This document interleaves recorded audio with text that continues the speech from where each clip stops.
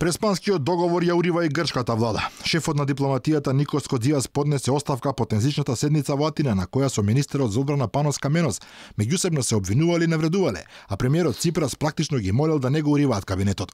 Според грчките медиуми, Ципрас се обидувал да балансира меѓу раскараните министри, тврдејќи дека двајцата имаат иста одговорност за кризата, пошто Кодзиас одлучил да крене раце од учество во владата.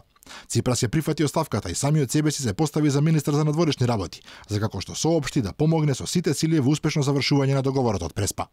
Решив во следниот период самиот да го преземам Министерството за надворешни работи и неговата одговорност, испраќајќи во исто време порака дека овој мој избор е избор што ја сигнализира мојата одлучност да направам се што е во мој раце и да обезбедам успешно завршување на историскиот договор од Преспа, што ја надградува меѓународната улога на земјата. Кодзиас пак по оставката на Твитер ја објасни својата позиција во поетски манир. Моментот дојде, вели поетот, да се одлучи со кого одам и од каде заминувам. Премиерот и серија министри ја донесоа својата одлука.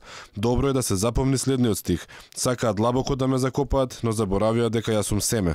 Со ова позицијата на владата нагло ослабува и следува развој на настаните кој ќе води кон предвремени избори. Но не само тоа, оставката на Кодзиас ќе ја расклати позицијата и на владата на македонскиот премиер Заев. Според грчките медиуми, оставката на Кодзиас ќе биде искористена од ВМРО ДПМН за спречување на промена на уставот, бидејќи опозицијската партија ќе тврди дека и самата Грција го менува својот став за договорот од Нивици.